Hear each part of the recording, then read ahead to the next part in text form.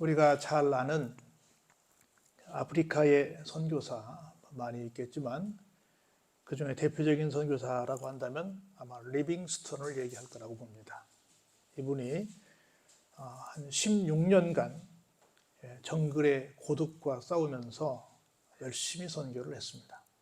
그리고 고국에 돌아와서 글래스고우 대학이라는 곳에 가서 강연을 했습니다.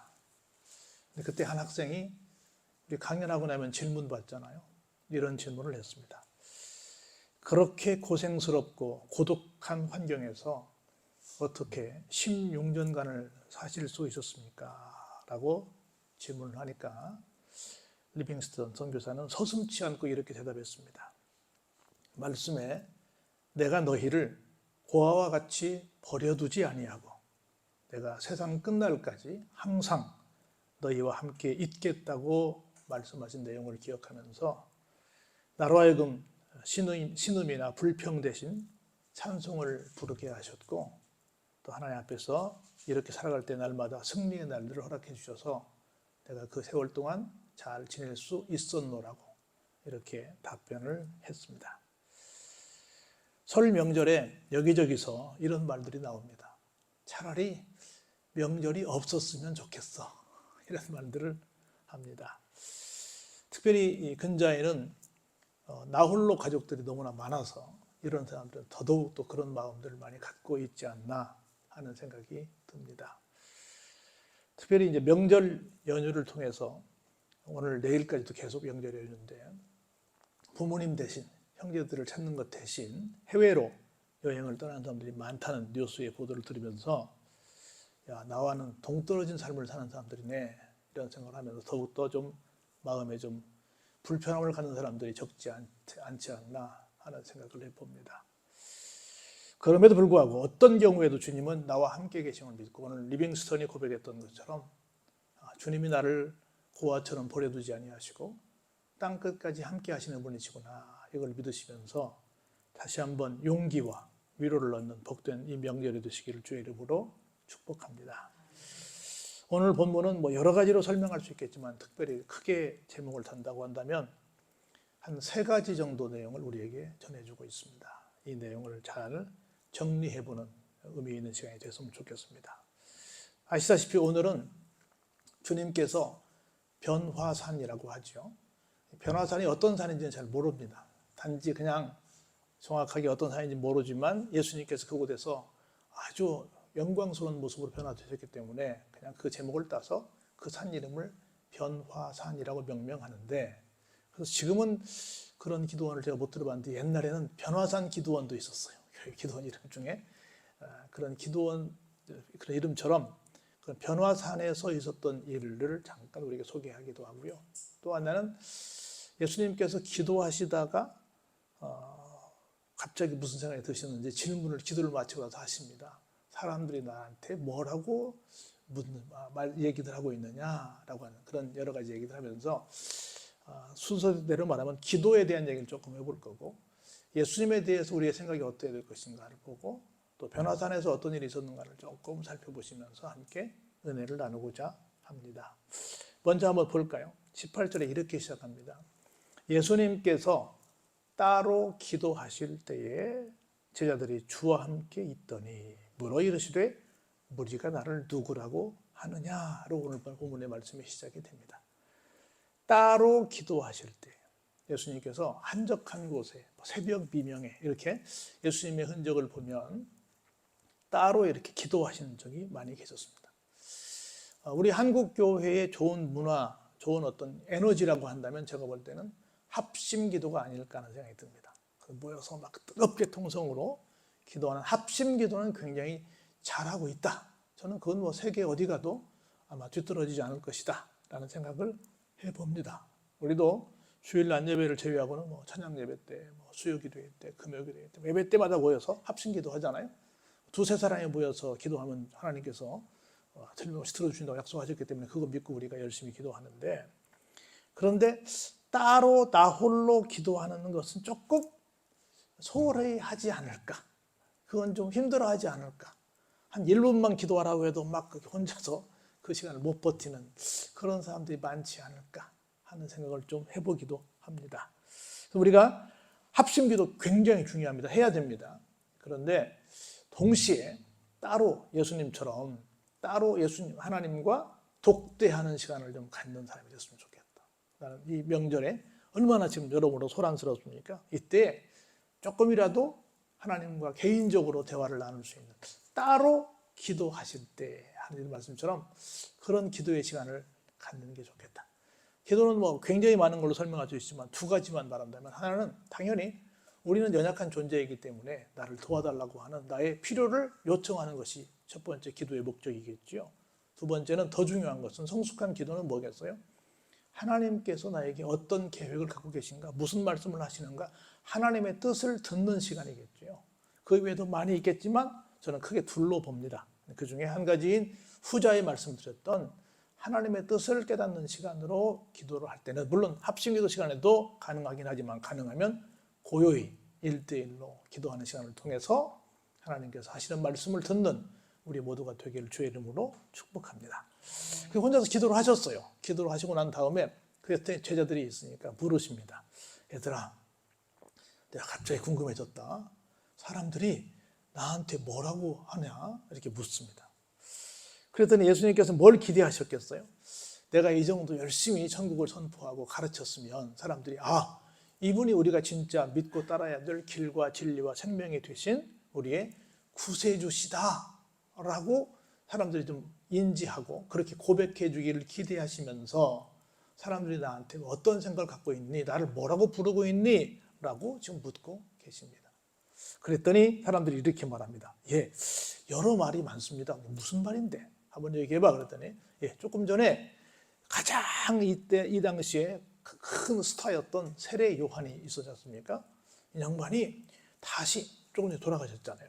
목배임 당해 죽었는데, 순교 당했는데, 그 양반이 다시 부활했다고 합니다. 이렇게 말을 합니다.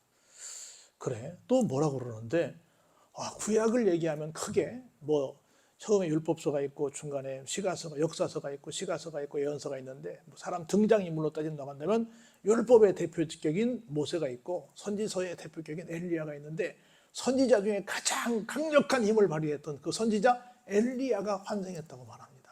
엘리야로 부르는 사람도 있습니다. 내지는 엘리야만큼은 아니지만 엘리야의 버금가는 그런 기가 막힌 능력의 선지자가 다시 부활했다고 합니다. 그 사람들 중에 한 분이 환생한 것이 예수님이 아닐까라고 사람들이 이야기하고 있습니다. 그 정도 얘기해줘도 일반인 같으면 어떻겠어요? 기분 좋죠. 나를 대단한 사람으로 알고 있는 거니까, 사람들이 나를 대단한 존재로 알고는 있구나 라고 이렇게 생각을 하셨을 거예요. 예수님께서 말씀하신 100점짜리는 아니지만 그래도 나를 평범한 사람은 아니라고 보고 있구나, 속된 말로 나사렛 목수의 그냥 아들로는 안 보고 있구나, 나를 뭔가 대단한 특별한 존재로 알고는 있구나 라고 생각하셔서 기분도 좋으실 것 같은데, 그런 말씀 안 하시고, 그러면 너희는 나를 누구라고 생각하느냐 라고 이제 사람들의 의견 말고 구체적으로 옆에서 함께 동고동락했던 제자들에게 그 의견을 물으십니다. 그랬더니 성질급한 누가? 베드로가 먼저 대답을 합니다. 그랬더니 뭐라고 말해요? 우리는 마태복음 16장에서 그렇게 말씀했죠. 주는 그리스도시요 살아계신 하나님의 아들이십니다 라고 하는 위대한 16장 16절에 신앙 고백을 했잖아요. 근데 여기서는 뭐라고 얘기해요? 그냥 직설적으로 말합니다. 하나님의 그리스도십니다. 하나님의 아들이 빠진 거 아니야? 빠진 게 아닙니다. 이 본문 그대로예요. 하나님의 그리스도십니다. 이렇게 딱 직설적으로 말합니다. 하나님의 그리스도라고 하는 건 무슨 말이냐면, 하나님께서 보내신 그리스도는 기름 부음 받은 자라는 뜻이니까, 기름 부음을 받은 자라는 건 특별한 사명을 부여받은 하나님의 일꾼을 가리키니까, 우리 아는 것처럼 왕이 되고 제사장이 되고 선지자가 된 것을 한 번에 받은 전권대사를 말하는 거니까, 하나님께서 직접 보내신 메시아, 구세주, 우리의 정말 이 소망이 되는 정말 참 우리의 믿음의 주가 되십니다라는 말이 이 속에 다 녹아져 있는 거야. 거기에 뭐 다른 군더더기 붙지 않고 그냥 하나님의 그리스도라고 딱 그야말로 정답 중에 정답을 말합니다. 여러 가지. 여러분, 어떤 질문을 했을 때 답이 길면 답을 잘 아는 거예요? 잘 모르는 거예요? 답을 잘 모르는 거야. 정답을 알면 딱 나오는 거라. 근데 답을 잘 모르니까 계속 답이 길어져. 근데 이 베드로는 어땠어요? 딱 알았어요. 하나님의 그리스도십니다 라고 딱 바로 말을 합니다. 그랬더니 예수님께서 너무너무 기분이 좋으셔서 막 딴 데는 막 축복하시죠. 여기서는 바로 말씀하십니다. 뭐 하세요? 경고하십니다. 너희는 알았지만, 적어도 너는 알았지만 아직 사람들은 이렇게까지는 잘 몰랐다. 지금 내가 어떤 좀 특별한 사람 중에 한 사람 정도로 나를 알고 있지, 완전히 이걸 지금 다 공론화하기는, 모두에게 다 오픈하기는 아직은 좀 시기상조이니 아직까지는, 내가 말할 때까지는 다른 사람들에게 말하지 말라, 이렇게 말씀하시면서 어허, 내가 누구인지 이제 알았구만 하시면서 본격적으로, 그러면 내가 가야 할 길이 이런 길이야 라고 그제서야 예수님께서 본인의 사역에 대한 설명을 이제 하시기 시작하십니다. 그 내용이 바로 22절이에요.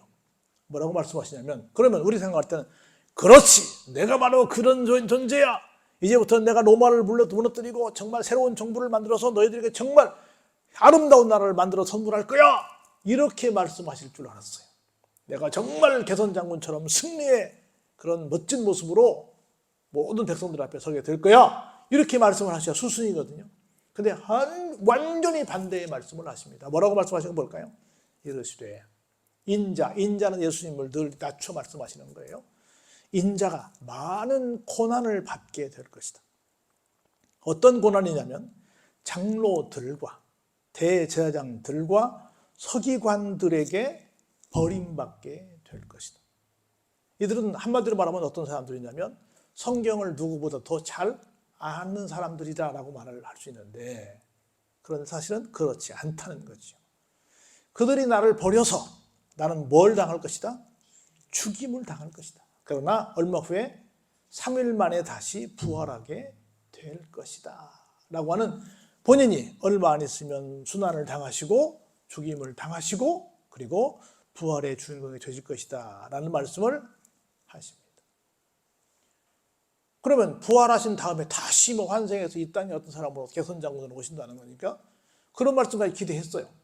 아니 사실은 이런 일을 안 당하셨으면 좋겠고, 설사 이런 일을 당하신다고 해도 정말 다시 우리가 기대하는 그런 인간적인 메시아로 오셨으면 좋겠는데 그런 말씀은 하나도 없으시고 점입가경입니다. 그 다음에 더 어려운 말씀을 하십니다. 뭐라고 말씀하시냐면, 그런 거로 여러분들이 누구든지 아무든지 나를 따라오려고 하면 뭐 해야 된다? 지금까지 내가 생각했던 예수님은 이런 분이셔 라고 하는 내 생각을 내려놓는 게 뭐예요? 자기를 부인하는 거야. 자기를 부인하고 날마다, 이따금이 아니라 날마다 어떻게 해요?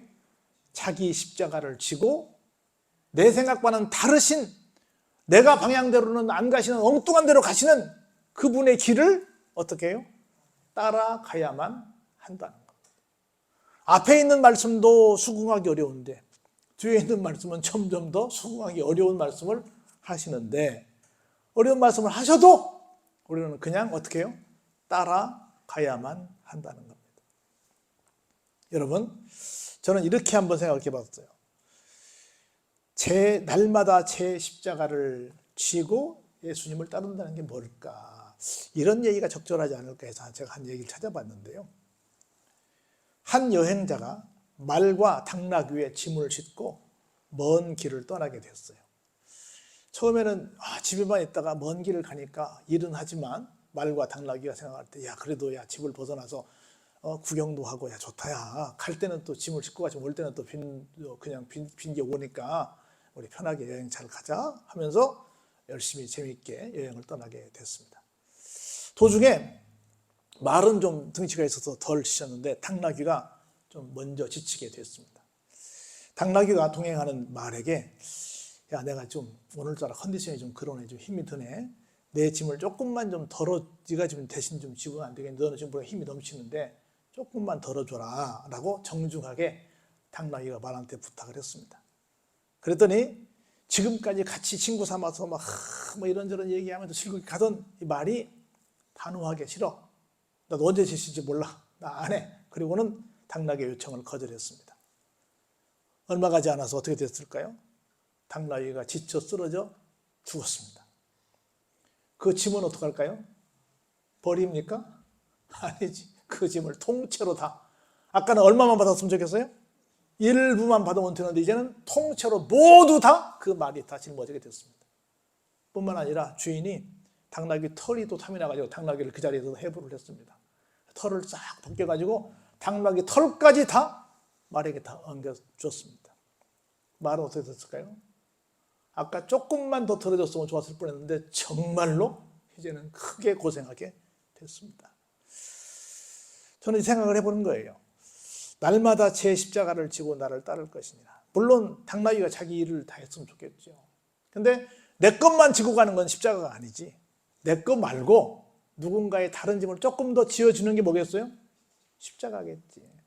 근데 우리가 조금만 더 동행하고 조금만 더 남의 거를 조금 우리가 거들어 줬더라면 서로 좋았을 텐데. 그래서 날마다 나에게 주어지는 그 십자가가 뭘까? 왜 이 일을 나만 해야 돼? 왜 우리 교회에서 나만 이걸 해야 돼? 라고 생각하는 그런 것이 아니라 이렇게 함으로 교회가 더 깨끗해지고 이렇게 함으로 교회가 더 좋아지고 이렇게 함으로 다른 성도들이 더 예배를 쾌적하게 드릴 수 있고 더 행복한 시간을 가질 수 있다고 한다면 기꺼이 내가 하지 뭐. 만일 그것만 안 해버리면 지금 이 말꼴이 되지 않을까 싶은 거라. 그래서 그냥 기꺼이 내가 할 수 있는 부분을 내가 하지 뭐 하는 마음을 해준다고 한다면 정말 행복한 것이 되지 않을까. 그래서 날마다 내가 지어야 될 이거 십자가야. 내가 지지 뭐. 그럼 내가 지죠. 내가 져줄게. 알았어. 하는 그런 마음으로 하면 얼마나 좋을까. 그래서 이 말과 당나귀 얘기를 들으면서 우리가 좀 진작 좀 더 협조하는 말이 됐으면 얼마나 좋았을까 하는 생각을 좀 해봤습니다. 자, 그러면서 이렇게 말씀을 이어가요. 누구든지 제 목숨을 구원하고자 하면 어때요? 잃을 것이요. 누구든지 나를 위해 제 목숨을 잃으면 오히려 구원을 받게 될 것이다. 아마 이걸 이순신 장군이 컨닝했는지 모르겠지만 살고자 하면 죽을 것이요 죽고자 하면 살 것이다. 제 목숨을 구원하고자 하면 스스로 내가 살고자 하면 어때요? 오히려 잃어버릴 것이다. 그러나 누군가를 위해서 주님을 위해서 희생하면 어떨 것이다? 살 것이다. 그래서 내가 새해에는 어떻게 할까? 어떤 게 진짜 구원일까를 한번 생각해 보자는 거죠. 왜 나만 해야 돼?가 아니라 내가 좀 더 잃어보면 어떨까 하는 생각을 해봅니다. 그러면서 이렇게 말씀해요. 사람이 만일 온 천하를 얻고도 뭐요? 자기를 잃든지 빼앗기든지 하면 이익이 있다 없다? 아무 유익이 없죠. 내가 죽어버리면 유익이 없다는 거죠. 그리고 볼까요? 한번 같이 보시죠. 누구든지 나와 내 말을 부끄러워하면 인자도 아버지와 거룩한 천사들로 영광으로 올 때 언제요? 재림의 날에 그 사람을 어떻게 해요? 부끄러워할 것이다. 부끄러워할 것이다. 그래서 우리가 각자 감당해야 될 일들을 기쁨으로 감당하면 그게 주님을 인정하는 길이 된다라고 하는 겁니다. 그러면서 이게 참 이것 때문에 굉장히 이단들이 많이 나왔는데 내가 참으로 너희에게 이르노니 여기 서 있는 사람 중에 죽기 전에 그 날을 하나님 나라를 그 날을 왜요? 주님께서 재림하시는 날을 볼 자도 있을 것이다 했는데 무려 얼마가 지났어요? 2000년이 지났어요. 2000년이 지났어. 근데 이걸 꼭 그렇게 문자적으로만 해석할 일은 아니다라고 하는 거지요. 이런 하나님의 놀라운 역사를 영적으로 깨닫게 되는 날이 올 것이다라고 말씀을 하셨을 텐데 육신적으로 예수님의 재림을 기다리다 보니까 이 당시에 극단적인 종말론자들이 많이 나오게 됐다. 지금까지도 계속 그러고 있다라는 말씀을 드려봅니다. 이렇게 말씀을 하신 후에 얼마가 시간이 흘렀어요? 일주일이 지났어요. 8일이 더 됐습니다. 돼가지고 이런 이 예수님에 대한 신앙 고백의 얘기 쭉 하고 나면 8일 정도 지나서 예수님께서 하루는 베드로하고 요한하고 야고보 3명만 데리고 따로 뭐 하시러? 기도하시러 산에 올라가시게 됩니다. 근데 기도하시는데 문제가 하나 생겼어요. 어떤 일이 생겼어요? 기도하실 때 갑자기 예수님의 얼굴이 지금까지 어떤 얼굴이셨겠어요? 죄송하지만 사막에서 얼마나 먼지 뒤집어 쓰고 얼마나 지저분했겠어요. 예수님이 맨날 옷을 갈아입으시겠어요? 뭐 하시겠어요? 늘 속된 말로 꾀대대 하셨겠지요. 그런데 그 사막에서 그렇게 꾀대대 하신 예수님의 모습이 갑자기 달라졌습니다. 어떤 모습이 되셨어요? 갑자기 기가 막히게 정말 옷이 휘어져 어떻게 났습니까? 광채가 날 정도로 기가 막힌 모습으로 정말 상상할 수 없는 모습으로 예수님의 모습이 바뀌어지게 됐다라는 말씀을 합니다. 그런데 그 시간에 제 아들은 뭐 하고 있습니까? 자고 있죠. 그런데 자고 있는데 어떤 일이 생겼어요? 여러분이 아시는 것처럼 분명히 우리 셋은 자고 있는데 아무도 없어요. 그럼 누구랑 예수님 혼자 계시기 때문에 얘기를 할 수 있어요, 없어요? 기도하시면 모를까 얘기할 수는 없지요. 왜? 딴 사람도 자고 있으니까. 그런데 두런 누구랑 얘기하고 있는 거야. 누구랑 얘기하나 봤더니 누구랑 얘기하고 있어요? 여러분이 아시는 것처럼 한 사람은 아까 얘기했듯이 율법의 대명사 모세랑 얘기하고 있는 거라. 한 사람은 누구랑 얘기하고 있어요? 선지자 중에 선지자 엘리야랑 얘기하고 있는 거라. 그러다 그 두런 얘기한 소리에 깼어요. 그래가지고 온전히 지금 깼어요. 깨다 말았어요. 그러다가 갑자기 보니까 모세랑 엘리야가 있으니까 갑자기 정신이 번쩍 든 거예요. 이게 뭔 일이야 이게. 놀래가지고 이게 무슨 일인가 하고는 갑자기 그들이 뭔 소리를 해요? 우리 여기다가 뭘 짓겠습니다? 초막을 짓겠습니다. 초막 셋을 지어서 하나는 누구를 위해서? 주님을 위해서, 하나는 모세를 위해서, 하나는 엘리야를 위해서 짓겠습니다. 왜냐하면 여기 있는 것이 좋기 때문입니다.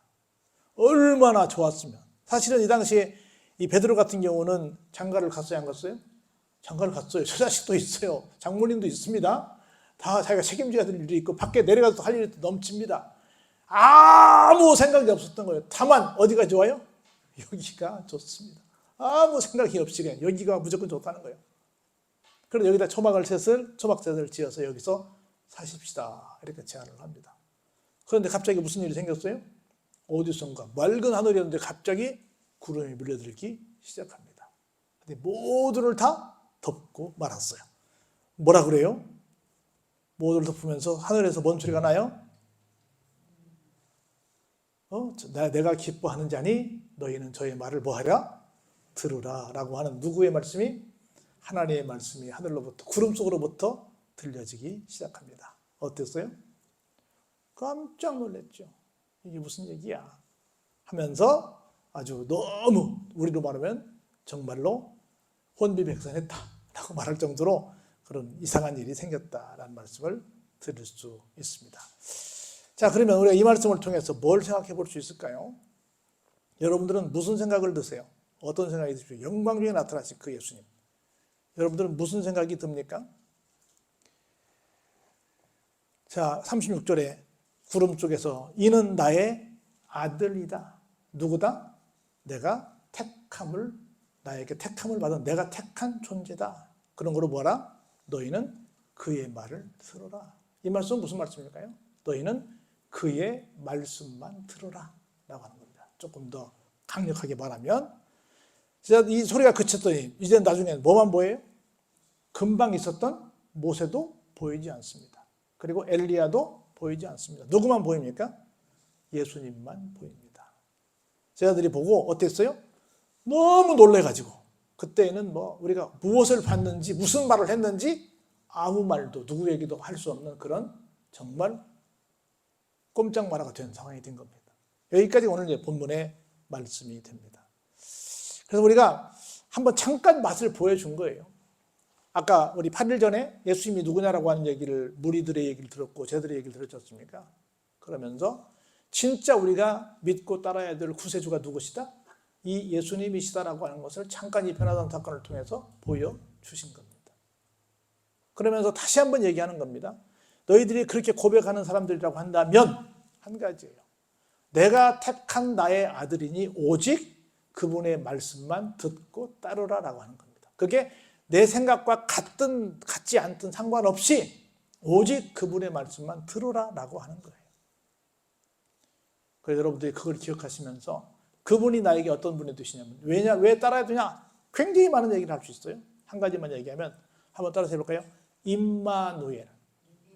예수님의 별명이 임마누엘이잖아요. 하나님께서 우리와 함께 계시다는 뜻이니까. 임마누엘 되시기 때문에 우리는 뭐만 하면 돼요? 무조건 그분의 말씀만 따르면 됩니다. 이제 한 해를 우리가 새롭게 우리 구정으로 시작해서 명실공히 이제 온전한 2024년이 됐어요. 어떻게 할까? 그분만 따르면 됩니다. 그분의 말씀만 들으면 됩니다. 하나만 얘기하고 마치면요. 빅토리아 여왕이 이 양로원을 세웠다네요. 여왕이. 그래서 거기에 여러 어르신들이 계신데 한 할머니가 계셨어요. 근데 어떤 사람이 이런 말을 와서 물었어요. 할머니, 이 요양원을 빅토리아 여왕이 세웠는데 빅토리아 여왕이 종종 방문을 하긴 합니까? 여왕이 와서 뭐 요양원만 경영하고 있겠어요? 아니지. 사람한테 맡겨놓고 이제 그걸 굴려가고 있겠지요. 근데 그래도 자기가 세웠으니까 한 번씩 왔다 갔다 해야 될 거 아니에요. 그랬더니 그럼요. 몇 번 여왕의 신방을 받은 적이 있지요. 다녀갔지요. 그랬더니 이렇게 묻습니다. 그러면 빅토리아 여왕보다 훨씬 더 높은 왕 중의 왕이신 예수님께서 당신을 신방한 적은 있습니까? 이렇게 묻습니다. 여왕은 왔다 갔는데 예수님은 신방한 적이 있습니까? 그랬더니 이 양반이 이렇게 말합니다. 아니요. 난 신방을 받지 않습니다. 예수님의 신방을 받지 않아요. 왜냐하면 나는 그분과 항상 같이 살고 있기 때문입니다. 대단한 의문현답이지요? 예수님 나와 함께 살고 계시기 때문에 굳이 뭐 따로 신방 오실 일이 없습니다. 여기서 나와 같이 사십니다. 라고 하는 고백을 하게 됐습니다. 이 고백이 뭐예요? 임마누엘이요. 임마누엘. 그래서 그 임마누엘 되신 주님이 나와 늘 함께 어디든 계시기 때문에 말씀만 하십시오. 제가 그 말씀대로 하겠습니다. 라고 하고 살면 금년 한 해가 더욱더 행복한 해가 될 줄로 믿습니다. 이런 은총이 여러분 속에 넘쳐나기를 주의 이름으로 축원합니다.